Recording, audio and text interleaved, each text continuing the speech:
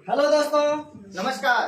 दोस्तों, मैंने आप लोगों को पिछले वीडियो में राष्ट्रपति और उपराष्ट्रपति से संबंधित अनुच्छेदों को ट्रिक के माध्यम से याद कराया था। आइए दोस्तों, बिना देर के हुए हम लोग वीडियो की शुरुआत करते हैं। दोस्तों, आज का हमारा ट्रिक है, अचानक 71 एसपी ने अपने पीए से कहा कि मैगी के कार्य का संचालन बीपीएम से करा दो, हम आपको पार्ले जी बिस्कुट देंगे।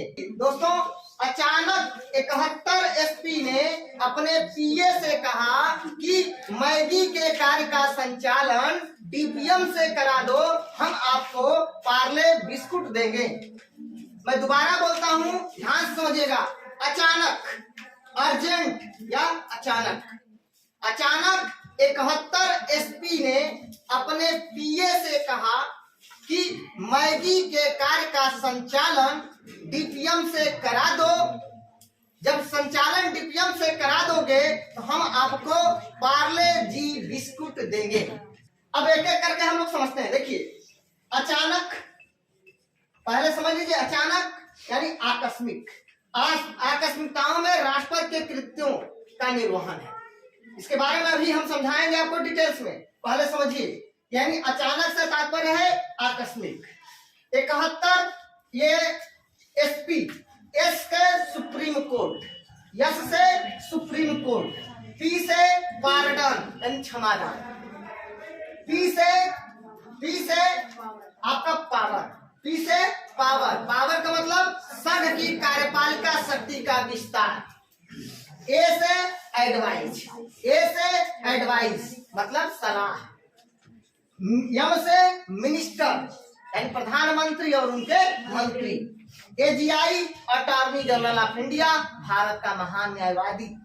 कार्य का संचालन DPM, duty of prime minister, duty of prime minister. P से पीए, पीए से पार्लियामेंट, पीए से पार्लियामेंट माने संसद। आर से राज्यसभा, आर से राज्यसभा और ले से लोकसभा, ले से लोकसभा। दोस्तों, अचानक से आकस्मिक, यस से सुप्रीम कोर्ट, पी से पार्डन, पार्डन माने क्षमादान।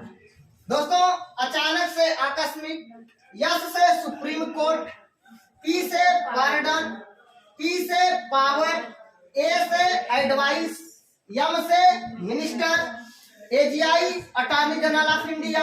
कार्य का संचालन DPM, duty of prime minister, PA से पार्लियामेंट, आर से राज्यसभा और ले से लोकसभा।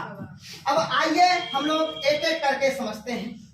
दोस्तों, अचानक यानी अनुच्छेद 70 में कहा गया है कि अन्य आकस्मिकताओं में राष्ट्रपति के कृत्यों का निर्वहन। कहा गया कि अगर जो राष्ट्रपति और उपराष्ट्रपति दोनों का पद रिक्त हो जाए, दोनों न रहे, तो राष्ट्रपति और उपराष्ट्रपति के जगह पे जो कार्य किए जाएंगे उनका निर्वहन कौन करेगा, इसके बारे में बताया गया है। अनुच्छेद 70 में कहा गया है कि राष्ट्रपति और उपराष्ट्रपति दोनों के अनुपस्थिति में उनके कार्यों का निर्वहन कौन करेगा, इसके बारे में अनुच्छेद 70 में बताया गया है। और राष्ट्रपति अधिकार अधिनियम 1969 में प्रावधान किया गया कि राष्ट्रपति और उपराष्ट्रपति की अनुपस्थिति में सुप्रीम कोर्ट का मुख्य न्यायाधीश कार्यवाहक राष्ट्रपति के रूप में कार्य करेगा। तो ध्यान रखिएगा, राष्ट्रपति और उपराष्ट्रपति की अनुपस्थिति में सुप्रीम कोर्ट का मुख्य न्यायाधीश और सुप्रीम कोर्ट के मुख्य न्यायाधीश की अनुपस्थिति में वरिष्ठ न्यायाधीश उस समय जो उपस्थित होगा कार्यवाहक राष्ट्रपति के रूप में कार्य करेगा। ऐसा अब तक एक बार हुआ है 1969 में, जब डॉक्टर जाकिर हुसैन हमारे देश के राष्ट्रपति थे और पद पर रहते हुए उनकी मृत्यु हो गई। तब उस समय उपराष्ट्रपति हुआ करते थे बीबी गिरी, वराहगिरी वेंकट गिरी। तो ध्यान रखिएगा, डॉक्टर जाकिर हुसैन की मृत्यु के बाद भारत के पहले कार्यवाहक राष्ट्रपति बीबी गिरी बने। कानून के हिसाब से, संविधान के हिसाब से, क्योंकि संविधान में कहा गया है कि राष्ट्रपति की अनुपस्थिति में भारत का उपराष्ट्रपति कार्यवाहक राष्ट्रपति के रूप में कार्य करता है। तो बीबी गिरी उपराष्ट्रपति थे, तो वो जो है भारत के कार्यवाहक राष्ट्रपति के रूप में कार्य करने लगे। ये अनुच्छेद 65 के अंतर्गत। दोस्तों, अनुच्छेद 62 कहता है कि 6 महीना के अंदर अंदर में राष्ट्रपति का चुनाव कराना अनिवार्य है, और अनुच्छेद 65 कहता है कि कोई भी उपराष्ट्रपति अधिकतम 6 महीना तक कार्यवाहक राष्ट्रपति के रूप में कार्य कर सकता है। तो बाबू, 6 महीना के अंदर में चुनाव कराना अनिवार्य है। केंद्र में इंदिरा गांधी की सरकार थी। इंदिरा गांधी ने चुनाव कराने के लिए विचार बनाया, और कांग्रेस पार्टी ने अपना अधिकृत प्रत्याशी नीलम संजीवा रेड्डी को घोषित कर दिया। और इंदिरा गांधी नहीं चाहती थी कि नीलम संजीवा रेड्डी राष्ट्रपति बने, क्योंकि नीलम संजीवा रेड्डी और इंदिरा गांधी के बीच राजनीतिक गतिरोध हुआ करता था। 36 का आंकड़ा हुआ करता था। तो इंदिरा गांधी ने अपने पार्टी के लोगों से बात किया, कहा कि इनके जगह पे कोई दूसरा नाम लाया जाए, मैं इनके नाम से सहमत नहीं हूं। कांग्रेस पार्टी के लोगों ने कहा ठीक है, आप ही कोई नाम सुझा दीजिए। उन्होंने जिनका नाम बताया, जगजीवन राम का नाम बताया, मोरारजी देसाई का नाम बताया, वो लोग राष्ट्रपति का चुनाव लड़ने से मना कर दिए। जब राष्ट्रपति का चुनाव लड़ने से उन्होंने मना कर दिया, तब इंदिरा गांधी के पास कोई दूसरा विकल्प नहीं था, और कांग्रेस पार्टी ने भी कह दिया हमारे प्रत्याशी, कांग्रेस पार्टी के अधिकृत प्रत्याशी नीलम संजीवा रेड्डी रहेंगे, एन संजीवा रेड्डी रहेंगे। उस समय सिटिंग उपराष्ट्रपति जो कार्यवाहक राष्ट्रपति के रूप में कार्य कर रहे थे, बीबी गिरी साहब। इंदिरा गांधी ने बीबी गिरी से को बुलवाया और कहा कि आप राष्ट्रपति का चुनाव लड़िए, राष्ट्रपति के लिए आप नामांकन करिए, मैं आपका साथ दूंगी, मैं आपके जो है जितना भी मदद होगा आपका मदद किया जाएगा, आपको राष्ट्रपति बनाने के लिए हम तैयार हैं। बीबी गिरी साहब ने कहा ठीक है, जब आप तैयार हैं हम भी जो है नामांकन करने के लिए तैयार हैं, हम भी राष्ट्रपति बनने के लिए तैयार हैं। उसके बाद बीबी गिरी साहब के कुछ विश्वस्तों ने, कुछ उनके विश्वास पात्रों ने कहा कि आपको नैतिकता के आधार पर इस्तीफा दे देना चाहिए और उसके बाद चुनाव लड़ना चाहिए। हमारा संविधान मना नहीं करता है कि आप भारत के उपराष्ट्रपति पद पर हैं या राष्ट्रपति पद पर हैं तो दोबारा चुनाव नहीं लड़ सकते, ऐसा मना नहीं करता है हमारा संविधान। हमारा संविधान एक कहता है कि आप राष्ट्रपति और उपराष्ट्रपति पद पर रहते हुए दोबारा चुनाव लड़ सकते हैं, भारत के उपराष्ट्रपति पद पर हैं और आप चुनाव लड़ करके राष्ट्रपति बन सकते हैं, राष्ट्रपति पद पर हैं आसीन, दोबारा राष्ट्रपति का चुनाव लड़ करके राष्ट्रपति बन सकते हैं। यह हमारा संविधान कहता है। दोबारा राष्ट्रपति और उपराष्ट्रपति बनने से हमारा संविधान मना नहीं करता है, ध्यान रखिएगा। तो लोगों ने कहा बीबी गिरी साहब से कि आप इस्तीफा दे दीजिए नैतिकता के आधार पर। बीबी गिरी साहब ने कहा ठीक है, लेकिन समस्या यह था कि अगर बीबी गिरी साहब इस्तीफा दें तो किसको दें, क्योंकि भारत का संविधान कहता है कि राष्ट्रपति अपना त्याग पत्र उपराष्ट्रपति को देगा और उपराष्ट्रपति अपना त्याग पत्र राष्ट्रपति को देगा। यहाँ पे समस्या यह है कि भारत के राष्ट्रपति का डेथ हो चुका है और भारत का उपराष्ट्रपति राष्ट्रपति बन चुके हैं, कार्यवाहक राष्ट्रपति बन चुके हैं। तो त्याग पत्र दे तो किसको दे? अगर त्याग पत्र दे भी दे तो राष्ट्रपति के रूप में कार्य करेगा कौन? समस्या हो गई गंभीर। इंदिरा गांधी ने कहा परेशान मत होइए, इस समस्या का भी समाधान मेरे पास है। तुरंत संसद की बैठक बुलाई, तुरंत राष्ट्रपति अधिकार अधिनियम 1969 बिल पास करा दिया संसद से। राष्ट्रपति अधिकार अधिनियम 1969 पास करा दिया और उस बिल में लिखवा दिया राष्ट्रपति की अनुपस्थिति में उपराष्ट्रपति, उपराष्ट्रपति की अनुपस्थिति में सुप्रीम कोर्ट का मुख्य न्यायाधीश और उसके अनुपस्थिति में वरिष्ठ न्यायाधीश कार्यवाहक राष्ट्रपति के रूप में कार्य करेगा। भैया ये तो समस्या खत्म हो गई कि राष्ट्रपति और उपराष्ट्रपति की अनुपस्थिति में कौन जो है राष्ट्रपति के रूप में कार्य करेगा, ये समस्या खत्म हो गई कि सुप्रीम कोर्ट का मुख्य न्यायाधीश या जो वरिष्ठ न्यायाधीश होगा वो कार्यवाहक राष्ट्रपति के रूप में कार्य करेगा। अब यहाँ पे बात आई क्या वो इस्तीफा दे तो किस पद से दे, तो संविधान विशेषज्ञों ने बताया उन्होंने उपराष्ट्रपति पद से त्याग पत्र दिया, क्योंकि अगर उपराष्ट्रपति पद से त्याग पत्र दे देंगे तो सीधा सीधा राष्ट्रपति पद से भी उनको हटना पड़ेगा, फिर दोबारा उनको इस्तीफा देने की आवश्यकता नहीं पड़ेगा, क्योंकि भारत का उपराष्ट्रपति कार्यवाहक राष्ट्रपति है, तो उपराष्ट्रपति पद नहीं है तो राष्ट्रपति भी पद नहीं रहेगा। इसलिए विशेषज्ञों ने बताया कि उन्होंने उपराष्ट्रपति पद से त्याग पत्र दिया, और उपराष्ट्रपति पद से त्याग पत्र देने के लिए वे उपराष्ट्रपति ऑफिस गए और राष्ट्रपति महोदय के नाम से लेटर टाइप करवाया और राष्ट्रपति ऑफिस को भेज दिया, राष्ट्रपति कार्यालय को भेज दिया, और अगले दिन मॉर्निंग में सुबह पहुंच करके राष्ट्रपति ऑफिस में और अपना इस्तीफा खुद स्वीकार कर लिया, एक्सेप्ट कर लिया। तो बीबी गिरी साहब एक इकलौते ऐसे उपराष्ट्रपति हैं जो अपना खुद का इस्तीफा राष्ट्रपति के हैसियत से एक्सेप्ट किया है, स्वीकार किया है। तो बीबी गिरी साहब पहले मतलब व्यक्ति हैं जो उपराष्ट्रपति पद से इस्तीफा दिया और भारत के पहले कार्यवाहक राष्ट्रपति के रूप में बीबी गिरी ने काम किया है। जब बीबी गिरी साहब इस्तीफा दे दिए तब उसके बाद उस समय भारत के सुप्रीम कोर्ट के मुख्य न्यायाधीश थे एम हिदायतुल्ला, मोहम्मद हिदायतुल्ला, वे मुख्य न्यायाधीश थे। उनका भी बल्ले बल्ले अब राष्ट्रपति बन गए, कार्यवाहक राष्ट्रपति बन गए। तो भारत के पहले मुस्लिम अगर राष्ट्रपति की बात किया जाए, कार्यवाहक राष्ट्रपति की बात किया जाए तो क्या होगा, एम हिदायतुल्ला, याद रखिएगा। और एम हिदायतुल्ला बाद में जाकर उपराष्ट्रपति भी बने हैं, ठीक है। तो 3 संवैधानिक पदों पर कार्य करने वाले व्यक्ति हैं एम हिदायतुल्ला। पहला तो मुख्य न्यायाधीश सर्वोच्च न्यायालय के, दूसरा कार्यवाहक राष्ट्रपति और तीसरा जो है उप राष्ट्रपति। तो याद रखिएगा, याद रखिएगा। तो वही बात कहा गया है, राष्ट्रपति अधिकार अधिनियम 1969 आप समझ में आ गया होगा। इंदिरा गांधी ने 1969 में पास कराया और उस बिल में लिखवा दिया कि राष्ट्रपति की अनुपस्थिति में उपराष्ट्रपति, उपराष्ट्रपति की अनुपस्थिति में सुप्रीम कोर्ट का मुख्य न्यायाधीश, और सुप्रीम कोर्ट का मुख्य न्यायाधीश नहीं है तो वरिष्ठ न्यायाधीश जो उपस्थित होगा कार्यवाहक राष्ट्रपति के रूप में कार्य करेगा। यही बात है, तो याद रखिएगा।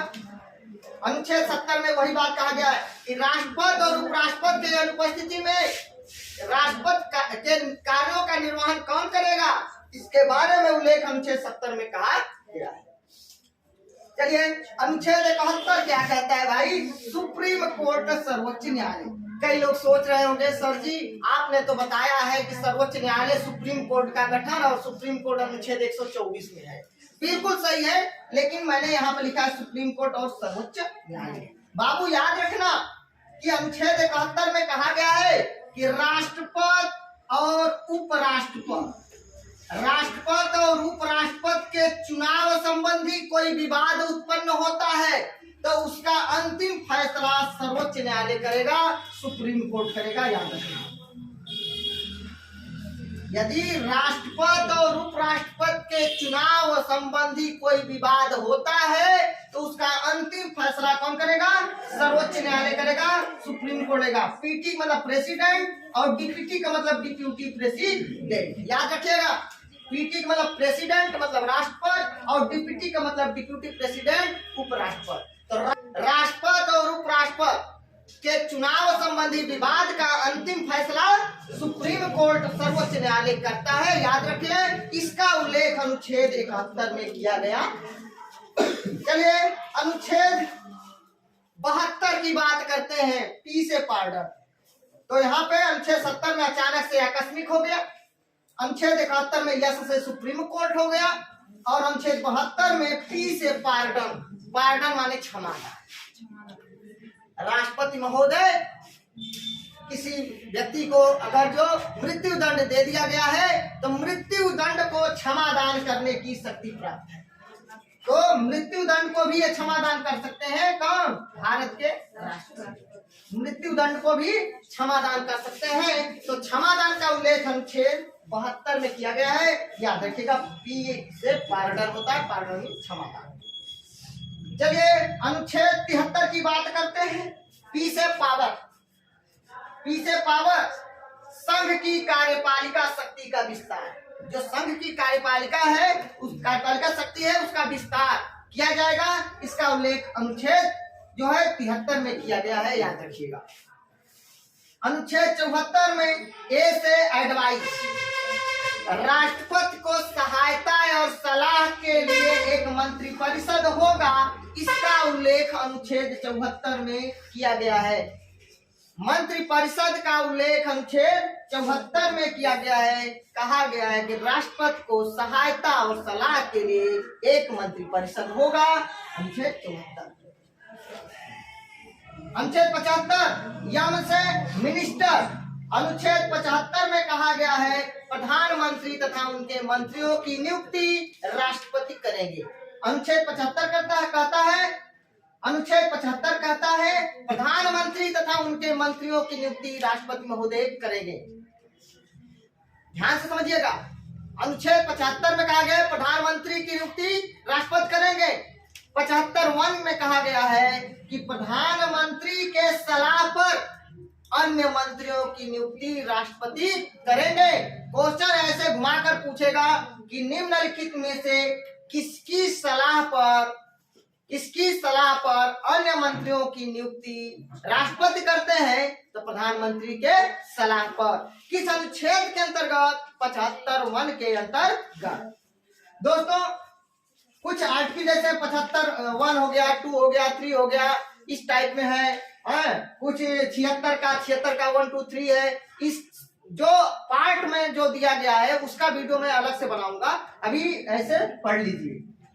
तो अनुच्छेद 75 में प्रधानमंत्री तथा उनके मंत्रियों की नियुक्ति राष्ट्रपति महोदय करेंगे, यह अनुच्छेद 75 कहता है। चलिए अनुच्छेद 76 में AGI attorney general of India, महान्यायवादी, भारत सरकार का प्रथम कानूनी अधिकारी, प्रथम विधि अधिकारी, प्रथम कानूनी सलाहकार महान्यायवादी होता है। इसका उल्लेख अनुच्छेद 76 में किया गया है। महान्यायवादी का उल्लेख अनुच्छेद 76 में किया गया है। महान्यायवादी की नियुक्ति राष्ट्रपति महोदय करते हैं। महान्यायवादी का कार्यकाल, सामान्य कार्यकाल 6 वर्ष या 65 वर्ष की आयु जो पहले हो अपने पद पर बने रहते हैं, सामान्य कार्यकाल। वैसे महान्यायवादी राष्ट्रपति के प्रसाद पर्यंत पद धारण करते हैं। प्रसाद पर्यंत का मतलब जब तक राष्ट्रपति की इच्छा है, अर्थात जब तक मंत्रिपरिषद की इच्छा है तब तक वो पद पर रहेंगे, उसके बाद उनको हटना होगा। राष्ट्रपति के प्रसाद पर्यंत पद धारण करते हैं महान्यायवादी। सामान्य कार्यकाल 6 वर्ष या 65 वर्ष की आयु तक हो सकता है। चलिए आगे बढ़ते हैं। महान्यायवादी बनने के लिए वही योग्यता होनी चाहिए जो सुप्रीम कोर्ट का न्यायाधीश बनने की योग्यता है। महान्यायवादी बनने के लिए वही योग्यता होनी चाहिए जो सुप्रीम कोर्ट के न्यायाधीश बनने की योग्यता हो। महान्यायवादी अपना त्याग पत्र राष्ट्रपति को देते हैं। महान्यायवादी को शपथ राष्ट्रपति दिलवाते हैं। चलिए आगे बढ़ते हैं। वर्तमान में महान्यायवादी कौन है भाई? Are Venkat Ramani. Are Venkat रमणी और भारत के पहले जो है महान्यायवादी MC शीतल और शानदार आंसर।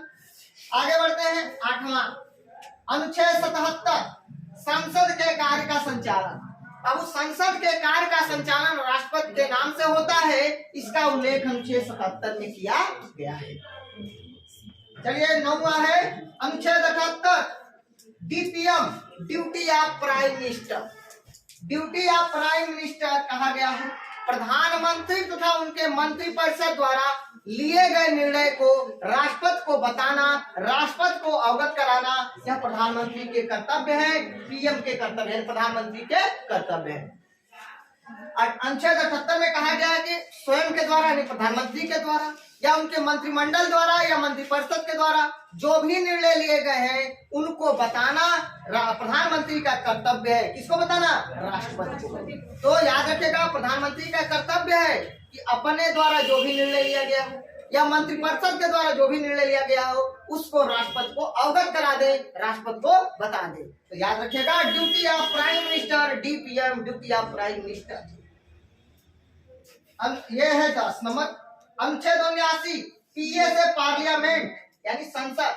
क्वेश्चन पूछा जाएगा संसद का उल्लेख यानी संसद के गठन का उल्लेख किस अनुच्छेद में है? 79 में है, पीए से पार्लियामेंट। आर अनुच्छेद 80 आर से राज्यसभा, राज्यसभा का गठन अनुच्छेद 80 में है। और ले अनुच्छेद 81 ले से लोकसभा यानी लोकसभा का उल्लेख यानी लोकसभा का गठन अनुच्छेद 81 में किया गया है। तो मैंने आप लोगों को बहुत ही शानदार तरीके से ट्रिक बताया है कि अचानक 71 एसपी ने अपने पीए से कहा कि मैगी के कार्य का संचालन डीपीएम से करा दो, हम आपको पार्ले बिस्कुट देंगे, हम आपको पार्ले बिस्कुट देंगे। तो अचानक 71 एसपी ने अपने पीए से कहा कि मैगी के कार्य का संचालन डीपीएम से करा दो, हम आपको पार्ले बिस्कुट देंगे। तो फटाफट हमारे साथ रिवाइज करिए। ट्रिक है, अचानक 71 एसपी ने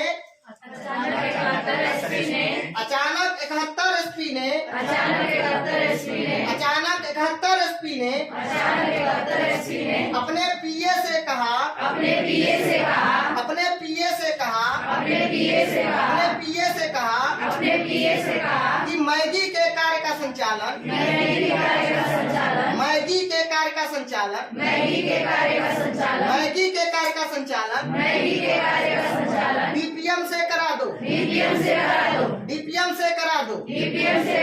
डीपीएम से करा दो, हम आपको पार्ले जी बिस्कुट देंगे,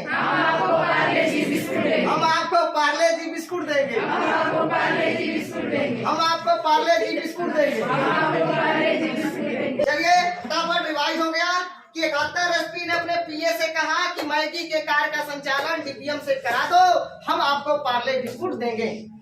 अब बताइए फटाफट, अन्य आकस्मिकताओं में राष्ट्रपति के कृत्यों का निर्वहन किस अनुच्छेद में है? अनुच्छेद 70 में। राष्ट्रपति और उपराष्ट्रपति के चुनाव संबंधी विवाद का निपटारा कौन करता है? सुप्रीम कोर्ट, सर्वोच्च न्यायालय करता है। इसका उल्लेख संविधान के किस अनुच्छेद में है? अनुच्छेद 71 में है। राष्ट्रपति मृत्यु दंड को क्षमादान कर सकते हैं, इसका उल्लेख किस अनुच्छेद में है? क्या राज्यपाल मृत्यु दंड को क्षमादान कर सकते हैं? नहीं। चोरी, डकैती, मारपीट वाले मामले में अगर जो सजा दिया गया है, ज्यादा 10 साल, 5 साल, 8 साल का सजा दिया गया है, तो सजा को बस कम कर सकते हैं, लघु कर सकते हैं राज्यपाल। लेकिन मृत्यु दंड को क्षमा करने का अधिकार सिर्फ राष्ट्रपति महोदय को है और किसी को नहीं है। राष्ट्रपति को क्षमादान करने की शक्ति किसको है? राष्ट्रपति को है। याद रखिएगा, उपराष्ट्रपति मत मारिएगा, उस पर मार देगी तो गलती हो जाएगा। मृत्यु दंड को क्षमादान करने की शक्ति राष्ट्रपति के पास है। आगे बढ़ते हैं। संघ की कार्यपालिका शक्ति, पी से संघ की कार्यपालिका शक्ति का विस्तार किस अनुच्छेद में? 73 में। राष्ट्रपति को सहायता और सलाह के लिए एक मंत्रिपरिषद होगा, एक मंत्रिपरिषद है, इसका उल्लेख किस अनुच्छेद में? अनुच्छेद 74 में है। प्रधानमंत्री तथा उनके मंत्रियों की नियुक्ति राष्ट्रपति करते हैं किस अनुच्छेद के अंतर्गत? 73 के अंतर्गत। महान्यायवादी का उल्लेख किस अनुच्छेद में है? 76 में। महान्यायवादी की नियुक्ति कौन करता है? राष्ट्रपति करते हैं। महान्यायवादी का सामान्य कार्यकाल कितने वर्षों का? 6 वर्ष या 65 वर्ष की आयु पहले हो अपने पद पर बने रहेंगे। संसद के कार्य का संचालन का उल्लेख किस अनुच्छेद में? ड्यूटी ऑफ प्राइम मिनिस्टर अर्थात प्रधानमंत्री के कर्तव्य का उल्लेख किस अनुच्छेद में? 78 में। संसद का गठन का उल्लेख किस अनुच्छेद में? 79 में। अनुच्छेद 80 अर्थात राज्यसभा का गठन का उल्लेख 80 में। राज्यसभा का गठन अनुच्छेद 80 में। लोकसभा का गठन का उल्लेख 81 अनुच्छेद 81 में। लोकसभा का गठन का उल्लेख अनुच्छेद 81 में। तो दोस्तों अचानक 71 एसपी ने अपने पीए से कहा कि मैगी के कार्य का संचालन डीपीएम से करा दो, हम आपको पार्ले बिस्कुट देंगे। अर्थात दोस्तों अचानक से अन्य आकस्मिकताओं में राष्ट्रपति के कृत्यों का निर्वहन और यश से सुप्रीम कोर्ट यानी राष्ट्रपति और उपराष्ट्रपति के चुनाव संबंधी विवाद होता है तो उसका अंतिम फैसला यश से सुप्रीम कोर्ट करेगा अनुच्छेद 71 के अंतर्गत। उसके बाद पी से पार्डन है, मृत्यु दंड को क्षमादान करने की शक्ति राष्ट्रपति के पास है, अनुच्छेद 72 में कहा गया है। पी से पार्डन अनुच्छेद 72 में कहा गया है राष्ट्रपति मृत्यु दंड को क्षमादान कर सकते हैं। पी से हो गया क्या, पावर यानी संघ की कार्यपालिका शक्ति का विस्तार अनुच्छेद 73 में दिया गया है। ए से एडवाइज यानी राष्ट्रपति को सहायता और सलाह के लिए एक मंत्रिपरिषद होगा, इसका उल्लेख अनुच्छेद 74 में किया गया है। यम से मिनिस्टर प्रधानमंत्री तथा उनके मंत्रियों की नियुक्ति राष्ट्रपति करते हैं, इसका उल्लेख अनुच्छेद 75 में किया गया है। AGI attorney general of India की यानी महान्यायवादी की नियुक्ति राष्ट्रपति करते हैं और महान्यायवादी का उल्लेख अनुच्छेद 76 में किया गया है। कार्य का संचालन यानी संसद के कार्य का संचालन राष्ट्रपति के नाम से होता है, इसका उल्लेख अनुच्छेद 77 में किया गया है। Duty of prime minister DPM duty of prime minister यानी प्रधानमंत्री के कर्तव्य का उल्लेख अनुच्छेद 78 में किया गया है। अब यहाँ पे पीए से पार्लियामेंट यानी संसद का उल्लेख अनुच्छेद 79 में किया गया है। आर से राज्यसभा यानी राज्यसभा के सीटों राज्यसभा के बारे में अनुच्छेद 80 में बताया गया है। आर से राज्यसभा यानी राज्यसभा के गठन के बारे में अनुच्छेद 80 में बताया गया है। ये से लोकसभा यानी लोकसभा का उल्लेख अनुच्छेद 81 में किया गया है। दोस्तों अगर आप लोगों को स्क्रीनशॉट लेना है, स्क्रीनशॉट लेना चाहे तो स्क्रीनशॉट ले सकते हैं। दोस्तों आप लोगों से मैंने अपने पिछले वीडियो में क्वेश्चन पूछा था। मैंने क्वेश्चन पूछा था राष्ट्रपति के निर्वाचक मंडल का उल्लेख किस अनुच्छेद में है और इसका आंसर कासिम ने दिया है अनुच्छेद 54। राष्ट्रपति के निर्वाचन और निर्वाचक मंडल का उल्लेख अनुच्छेद 54 में दिया गया है। दोस्तों मैंने दूसरा क्वेश्चन आप लोगों से पूछा था महाभियोग प्रक्रिया कहाँ से लिया गया है, तो संयुक्त राज्य अमेरिका से लिया गया है और महाभियोग प्रक्रिया का उल्लेख किस अनुच्छेद में है, अनुच्छेद 61 में है। इसका भी आंसर कासिम ने दिया है, बिल्कुल सही आंसर है। तीसरा क्वेश्चन मैंने आप लोगों से पूछा था भारत का वह कौन ऐसा राष्ट्रपति है जो पूर्व में लोकसभा का अध्यक्ष था। भारत का वह पहला कौन ऐसा राष्ट्रपति है जो पूर्व में लोकसभा का अध्यक्ष था। दोस्तों इसका आंसर होगा नीलम संजीवा रेड्डी। इसका आंसर होगा नीलम संजीवा रेड्डी। दोस्तों हमारा आज का क्वेश्चन है कि भारत का वह कौन ऐसा पहला राष्ट्रपति है जो कांग्रेस का पूर्ण बहुमत होते हुए भी स्वतंत्र उम्मीदवार के रूप में राष्ट्रपति चुना गया। भारत का वह पहला कौन ऐसा राष्ट्रपति है जो कांग्रेस का पूर्ण बहुमत होते हुए भी स्वतंत्र उम्मीदवार के रूप में राष्ट्रपति चुना गया। इसका आंसर आप लोग मुझे कमेंट बॉक्स में देंगे। दोस्तों मैंने आप लोगों को अपना पिछला वीडियो जो है ट्रिक के माध्यम से बताया था राष्ट्रपति का, उपराष्ट्रपति का और राष्ट्रपति से संबंधित कुछ और महत्वपूर्ण अनुच्छेदों को। दोस्तों मैंने आप लोगों को राष्ट्रपति का ट्रिक बताया था 52 पप्पे पत्ते में क्यू के लिए COI रिक्त है और उपराष्ट्रपति के लिए मैंने आप लोगों को ट्रिक बताया था 63 नंबर का DP रोज लगाओ पेट पर रियो के। और मैंने कल का जो ट्रिक बताया था उसमें आप लोगों को बताया था अचानक 71 SP ने अपने PA से कहा कि मैगी के कार्य का संचालन DPM से करा दो, मैं तुम्हें पार्ले जी बिस्कुट दूंगा। दोस्तों अनुच्छेद 53 में कहा गया है संघ की कार्यपालिका शक्ति अर्थात संघ की कार्यपालिका शक्ति राष्ट्रपति में निहित है। संघ की कार्यपालिका शक्ति राष्ट्रपति में निहित है और संघ की वास्तविक कार्यपालिका शक्ति प्रधानमंत्री में निहित है। दोस्तों तो डायरेक्ट अगर क्वेश्चन पूछ दिया जाए कि संघ की कार्यपालिका शक्ति किस अनुच्छेद में निहित है, अनुच्छेद 53 में। और जब क्वेश्चन पूछ दे कि संघ की समस्त कार्यपालिका शक्ति राष्ट्रपति में निहित होगी, इस शक्ति का प्रयोग वह संविधान के अनुसार स्वयं या अपने अधीनस्थ होगा। यहाँ पे अधीनस्थ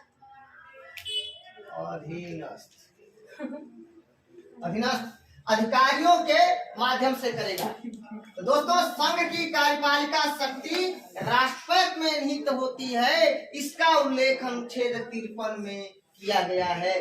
और संघ की कार्यपालिका शक्ति राष्ट्रपति में निहित है और वह इस शक्ति का प्रयोग स्वयं या अपने अधीनस्थ अधिकारियों के माध्यम से करता है, इसका उल्लेख संविधान के अनुच्छेद 53(1) में कहा गया है। ध्यान रखिएगा, राष्ट्रपति महोदय अपने कार्यपालिका शक्ति का प्रयोग स्वयं या अपने अधीनस्थ अधिकारियों के माध्यम से प्रयोग करते हैं, इसका उल्लेख अनुच्छेद 53(1) में किया गया है।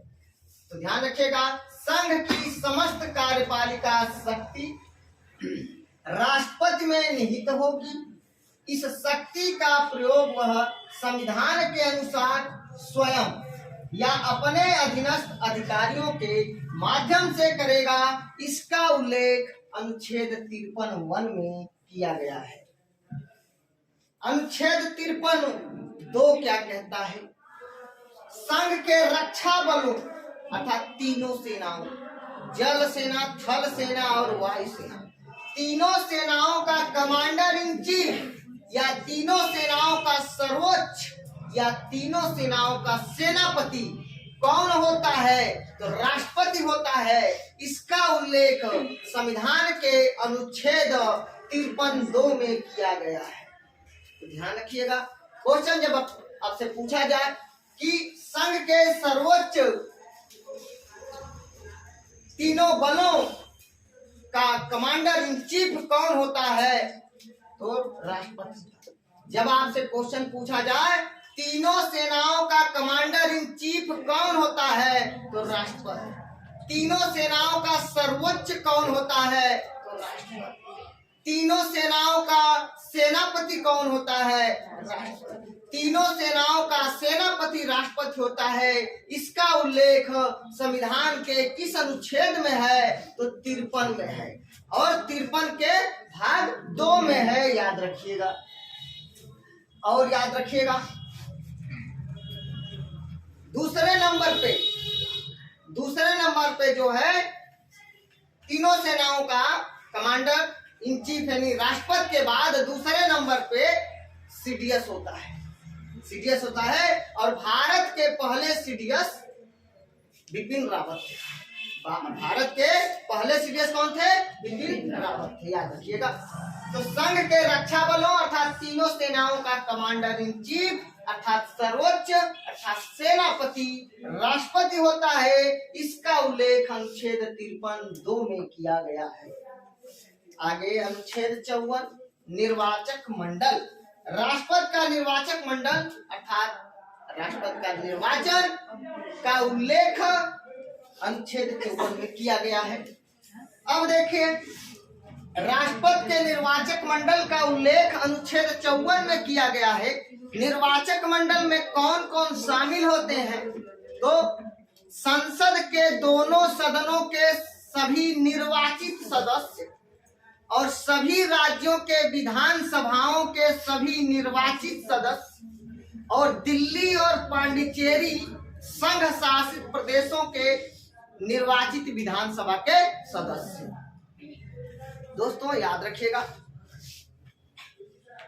दिल्ली और पांडिचेरी विधानसभा को 70वें संविधान संशोधन 1992 के द्वारा राष्ट्रपति के चुनाव में शामिल किया गया। 70वें संविधान संशोधन 1992 के द्वारा 70वें संविधान संशोधन 1992 के द्वारा दिल्ली और पांडिचेरी विधानसभा के सदस्यों को राष्ट्रपति के निर्वाचन में शामिल किया गया, याद रखिएगा। तो आइए देखते हैं, अनुच्छेद 54 कहता है राष्ट्रपति के निर्वाचक मंडल का उल्लेख है। अनुच्छेद 54 में कहा गया है राष्ट्रपति का निर्वाचक एक मंडल होगा। और अनुच्छेद 54 क्या कहता है, संसद के दोनों सदनों के सभी निर्वाचित सदस्य अर्थात लोकसभा और राज्यसभा के सभी निर्वाचित सदस्यों का उल्लेख अनुच्छेद 54 क में किया गया है कि राष्ट्रपति के निर्वाचन में संसद के दोनों सदनों के सभी निर्वाचित सदस्य भाग लेंगे। लेकिन 54 ख क्या कहता है, सभी राज्यों के विधानसभा के सभी निर्वाचित सदस्य और दिल्ली और पांडिचेरी के विधानसभा के सभी निर्वाचित सदस्य राष्ट्रपति के चुनाव में भाग लेंगे। तो ध्यान रखिएगा, 54 में तो निर्वाचक मंडल हो गया राष्ट्रपति के, लेकिन उनके चुनाव में कौन कौन लोग भाग लेंगे उनके बारे में अलग अलग बता दिया गया है संविधान में। तो 54 को कह दिया कि राष्ट्रपति के निर्वाचन में संसद के दोनों सदनों के सभी निर्वाचित सदस्य भाग लेंगे। और 54 ख कह दिया कि सभी राज्यों के विधानसभा के सभी निर्वाचित सदस्य और दिल्ली और पांडिचेरी के विधानसभा के निर्वाचित सदस्य राष्ट्रपति के चुनाव में भाग लेंगे, याद रखिएगा। तो आपको अनुच्छेद 54, 54 क और 54 ख समझ में आ गया होगा। देखिए 54 क में संसद के दोनों सदनों के सभी निर्वाचित सदस्य, 54 ख में सभी राज्यों की विधानसभाओं के सभी निर्वाचित सदस्य और दिल्ली तथा पांडिचेरी अर्थात पुडुचेरी विधानसभाओं के सभी निर्वाचित सदस्य भाग लेते हैं राष्ट्रपति के निर्वाचन में। ये विधानसभा लिखा गया है, याद रखिएगा, ये ध्यान रखिएगा, विधानसभा लिखा गया है। तो दिल्ली तथा पांडिचेरी अर्थात दिल्ली तथा पांडिचेरी अर्थात पुडुचेरी विधानसभा के सभी निर्वाचित सदस्य राष्ट्रपति के निर्वाचन में भाग लेते हैं। दोस्तों आगे बढ़ते हैं, अनुच्छेद 55। अनुच्छेद 55 में राष्ट्रपति के चुनाव की प्रक्रिया के बारे में बताया गया है। गुप्त मतदान के द्वारा, आनुपातिक प्रतिनिधित्व प्रणाली के द्वारा, एकल संक्रमणी मत पद्धति के द्वारा राष्ट्रपति का चुनाव किया जाता है। तो अनुच्छेद 55 में राष्ट्रपति के चुनाव की प्रक्रिया है, राष्ट्रपति के चुनाव की रीति है। लेकिन अगर जो क्वेश्चन कह दे कि राष्ट्रपति के चुनाव की प्रक्रिया का उल्लेख संविधान के किस अनुच्छेद में है, तो अनुच्छेद 55 3 अगर ऑप्शन में रहेगा तो यही सही है। सामान्य तौर पर 55 है, लेकिन अगर क्वेश्चन अंदर घुस करके पूछ देगा तो 55 3। जब आपसे क्वेश्चन पूछ देगा राष्ट्रपति का चुनाव आनुपातिक प्रतिनिधित्व पद्धति के द्वारा, एकल संक्रमणीय मत प्रणाली के द्वारा होगा और ऐसे चुनाव में या ऐसे निर्वाचन में मतदान गुप्त किया जाता है, इसका उल्लेख संविधान के किस अनुच्छेद में किया गया है, 55 3 में किया गया है। तो राष्ट्रपति का चुनाव आनुपातिक प्रतिनिधित्व पद्धति के आधार पर एकल संक्रमणीय मत प्रणाली के द्वारा गुप्त मतदान के द्वारा किया जाता है। चलिए अब आगे बढ़ते हैं, अनुच्छेद 56 राष्ट्रपति का कार्यकाल। राष्ट्रपति का कार्यकाल का उल्लेख अनुच्छेद 56 में किया गया है।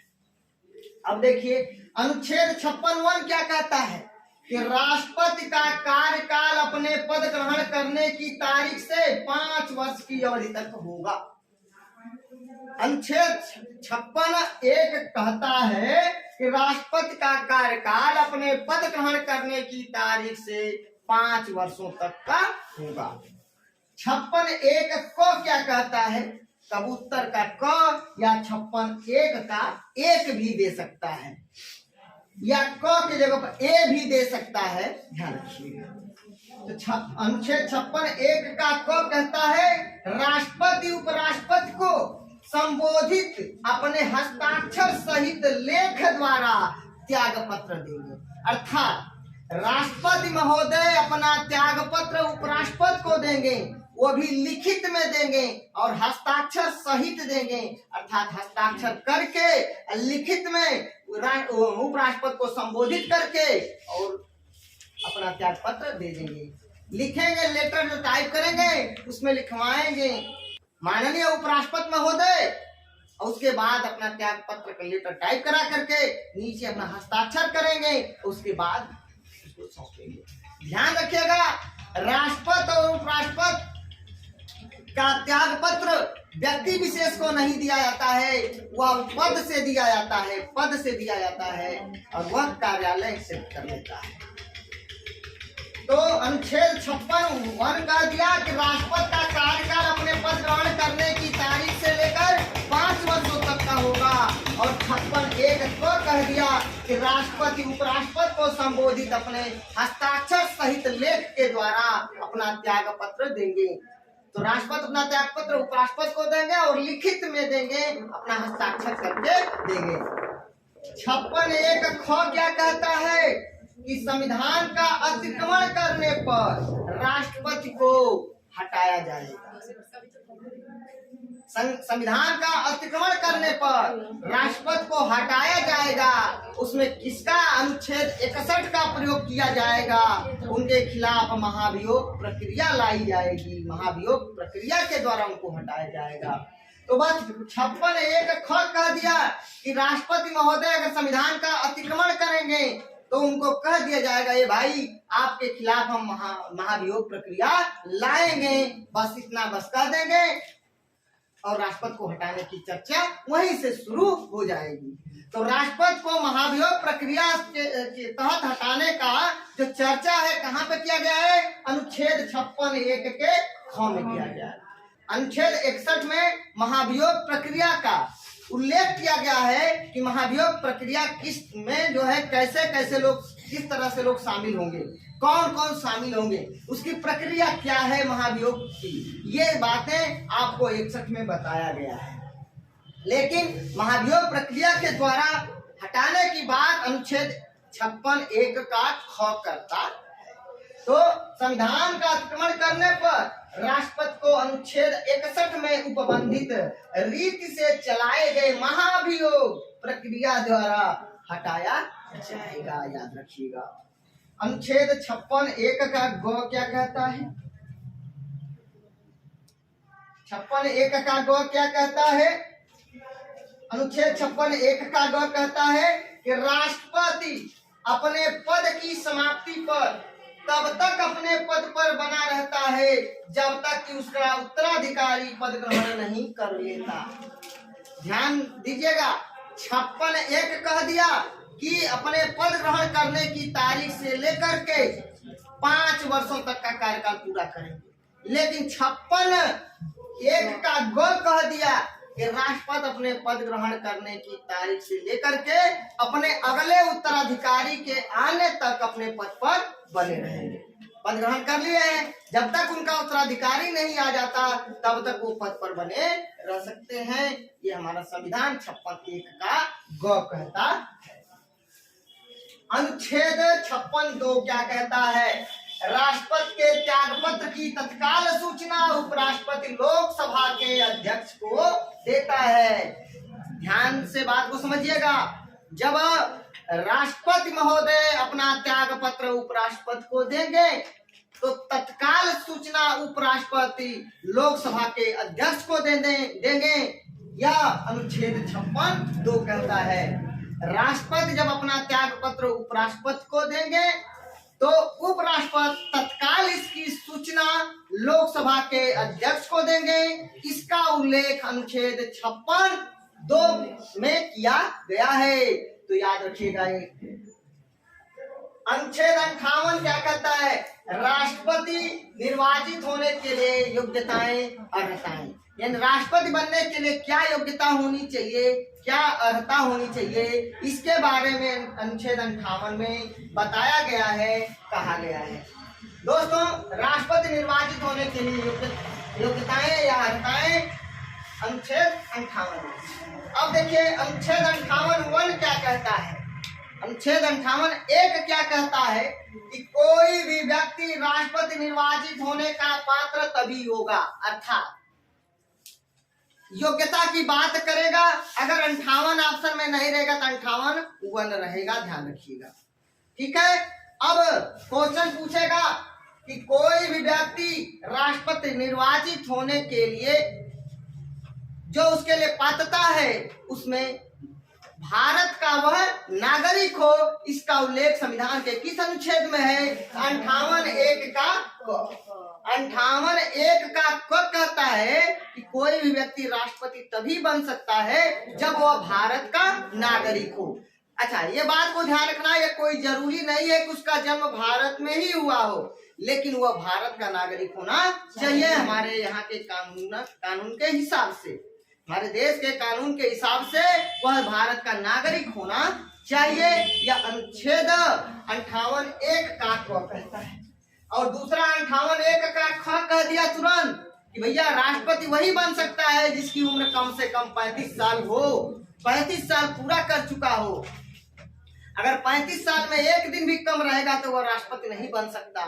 राष्ट्रपति बनने के लिए कम से कम उसकी उम्र 35 वर्ष कंप्लीट हो चुका हो, वही राष्ट्रपति बन सकता है। यह अनुच्छेद 58 का 1 का ख कहता है। अनुच्छेद 58(1) का ख कहता है कि कोई भी व्यक्ति राष्ट्रपति तभी बनेगा जब उसकी उम्र कम से कम 35 वर्ष पूरा हो चुका हो।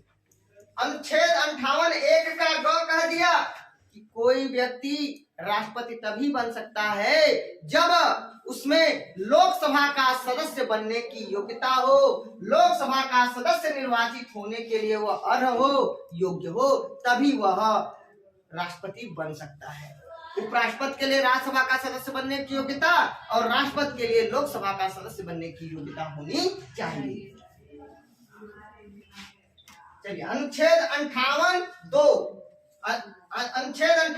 कहता है कि राष्ट्रपति वही व्यक्ति निर्वाचित हो सकता है जो भारत सरकार या राज्य सरकार के अधीन किसी सरकारी लाभ के पद पर न हो, अर्थात कोई भी सरकारी कर्मचारी न हो, सरकारी कर्मचारी न हो। ध्यान रखिएगा, कैबिनेट मंत्री, राज्य मंत्री, प्रधानमंत्री, मुख्यमंत्री, लोकसभा का सदस्य, विधानसभा का सदस्य, विधान परिषद का सदस्य, राज्यसभा का सदस्य अर्थात संसद का सदस्य या राज्यपाल, ये सभी पद सरकारी लाभ के पद पर नहीं माने जाते हैं, याद रखिएगा। तो ये सभी आपको अच्छे से समझ में आ गया होगा। अनुच्छेद 53 में कहा गया है संघ की कार्यपालिका शक्ति राष्ट्रपति में निहित है, लेकिन अनुच्छेद 53(1) में कहा गया है कि संघ की समस्त कार्यपालिका शक्ति राष्ट्रपति में निहित होगी। इस शक्ति का प्रयोग वह संविधान के अनुसार स्वयं या अपने अधीनस्थ अधिकारियों के माध्यम से करेगा। अनुच्छेद 53(2) कहता है संघ के रक्षा बलों अर्थात तीनों सेनाओं का कमांडर इन चीफ राष्ट्रपति होता है। तीनों सेनाओं का सेनापति राष्ट्रपति होता है। तीनों सेनाओं का सर्वोच्च राष्ट्रपति होता है। अनुच्छेद 53(2) कहता है। अनुच्छेद 54 में राष्ट्रपति के निर्वाचक मंडल का उल्लेख किया गया है और 54 कहता है संसद के दोनों सदनों के सभी निर्वाचित सदस्य राष्ट्रपति के निर्वाचन में भाग लेंगे। 54 कहता है सभी राज्यों की विधानसभाओं के सभी निर्वाचित सदस्य राष्ट्रपति के चुनाव में भाग लेंगे और साथ ही साथ 2 संघ शासित प्रदेश दिल्ली और पांडिचेरी विधानसभा के निर्वाचित सदस्य, दिल्ली और पांडिचेरी के सभी निर्वाचित सदस्य राष्ट्रपति के चुनाव में भाग लेंगे। 70वां संविधान संशोधन 1992 के द्वारा ये प्रावधान किया गया। आगे बढ़ते हैं। अनुच्छेद 55 में कहा गया है कि राष्ट्रपति के चुनाव की प्रक्रिया क्या है, इसके बारे में, चुनाव प्रक्रिया के बारे में अनुच्छेद 55 में बताया गया है। लेकिन अनुच्छेद 55(3) कह दिया कि आनुपातिक प्रतिनिधित्व प्रणाली एकल संक्रमण मत पद्धति के द्वारा गुप्त मतदान के द्वारा राष्ट्रपति का चुनाव किया जाएगा। अनुच्छेद 55(3) कहता है कि राष्ट्रपति का चुनाव, राष्ट्रपति का निर्वाचन आनुपातिक प्रतिनिधित्व प्रणाली के द्वारा एकल संक्रमणी मत पद्धति के आधार पर गुप्त मतदान के द्वारा किया जाएगा। तो अनुच्छेद 55(3) में बताया गया है। सीधा सीधा क्वेश्चन आपसे पूछा जाएगा कि राष्ट्रपति का चुनाव आनुपातिक प्रतिनिधित्व प्रणाली के द्वारा एकल संक्रमण मत पद्धति के आधार पर गुप्त मतदान के द्वारा किया जाता है। इसका उल्लेख संविधान के किस अनुच्छेद में है? अनुच्छेद 55(3) में किया गया है। अनुच्छेद 56 में राष्ट्रपति का कार्यकाल का उल्लेख किया गया है। अनुच्छेद 56(1) कहता है कि राष्ट्रपति का कार्यकाल अपने पद ग्रहण करने की तारीख से लेकर 5 वर्षों तक का होगा। 5 वर्षों तक का होगा। अनुच्छेद 56(1) का को कहता है राष्ट्रपति उपराष्ट्रपति को संबोधित अपने हस्ताक्षर सहित लेख के द्वारा त्याग पत्र देंगे। अनुच्छेद 56(1) का ख कहता है कि यदि राष्ट्रपति महोदय संविधान का अतिक्रमण करें, संविधान के अनुसार काम न करें, तो अनुच्छेद 61 में उपबंधित रीति के द्वारा महाभियोग चलाया जाएगा और उनको पद से हटाया जाएगा। इसका उल्लेख अनुच्छेद 56(1) का ख कहता है। अनुच्छेद 56(1) का ग कहता है कि कोई भी व्यक्ति राष्ट्रपति पद पर तब तक बना रहता है जब तक कि उसका उत्तराधिकारी अपना पद ग्रहण नहीं कर लेता, शपथ ग्रहण नहीं कर लेता। दोस्तों यहाँ पे अनुच्छेद 56(1) ग कह दिया कि राष्ट्रपति अपने पद पर तब तक बना रहता है जब तक कि उसका उत्तराधिकारी अपना पद ग्रहण नहीं कर लेता, अर्थात राष्ट्रपति अपने पद की समाप्ति पर तब तक अपने पद पर बना रहता है जब तक कि उसका उत्तराधिकारी पद ग्रहण नहीं कर लेता। अनुच्छेद 56(2) कहता है कि राष्ट्रपति के त्याग पत्र की तत्काल सूचना उपराष्ट्रपति लोकसभा के अध्यक्ष को देगा। यहाँ पे 2 तरह से क्वेश्चन पूछा जाएगा। राष्ट्रपति अपना त्याग पत्र उपराष्ट्रपति को देता है, इसकी तत्काल सूचना उपराष्ट्रपति किसको देता है? तो लोकसभा के अध्यक्ष को देता है। राष्ट्रपति अपना त्याग पत्र उपराष्ट्रपति को देता है, इसकी तत्काल सूचना उपराष्ट्रपति लोकसभा अध्यक्ष को देता है। या इसका उल्लेख संविधान के किस अनुच्छेद में किया गया है? अनुच्छेद 56(2) में किया गया है। अनुच्छेद 58 में क्या कहा गया है? राष्ट्रपति निर्वाचित होने के लिए अर्हताएं अर्थात योग्यताएं। कोई भी व्यक्ति राष्ट्रपति निर्वाचित होने के लिए पात्र तभी होगा, इसका उल्लेख अनुच्छेद 58 में किया गया है। लेकिन क्वेश्चन सीधा अगर आपसे पूछ दे कि कोई व्यक्ति राष्ट्रपति बनने के जो योग्यता है उसका उल्लेख किस अनुच्छेद में किया गया है? 58 में किया गया है या 58(1) में किया गया है। किसी भी व्यक्ति के राष्ट्रपति बनने की योग्यता का उल्लेख संविधान के किस अनुच्छेद में है? अनुच्छेद 58(1) में है। लेकिन 58(1) का क कहता है कि राष्ट्रपति बनने के लिए उसे भारत का नागरिक होना चाहिए। भारत का नागरिक होना चाहिए, यह 58(1) का क कहता है। 58(1) का ख कहता है कि उसकी उम्र कम से कम 35 साल पूरा हो गया हो। और अनुच्छेद 58(1) का क कहता है कि कोई भी व्यक्ति राष्ट्रपति तभी बन सकता है जब वह भारत का नागरिक हो। 58(1) का ख कहता है कि जब उसकी उम्र 35 वर्ष पूरा हो चुका हो। अनुच्छेद 58(1) का ग कहता है उसे लोकसभा का सदस्य बनने की योग्यता होनी चाहिए, उसे लोकसभा का सदस्य बनने के योग्य होना चाहिए। अनुच्छेद 58(1) का ग कहता है कि कोई व्यक्ति राष्ट्रपति तभी बन सकता है जब वह लोकसभा का सदस्य बनने के योग्य हो, लोकसभा का सदस्य निर्वाचित होने के योग्य हो। तो 58(1) का ग।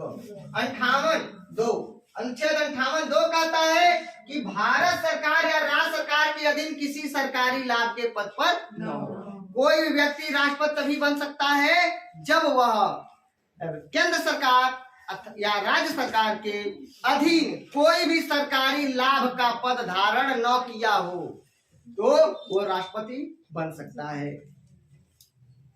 दोस्तों, अगर आप लोग स्क्रीनशॉट लेना चाहें तो स्क्रीनशॉट ले सकते हैं। दोस्तों, मैंने कल आप लोगों से क्वेश्चन पूछा था कि भारत का वह कौन ऐसा पहला राष्ट्रपति है जो कांग्रेस का पूर्ण बहुमत होते हुए भी स्वतंत्र उम्मीदवार के रूप में राष्ट्रपति चुना गया। तो दोस्तों इसका फाइनल आंसर होगा बीबी गिरी।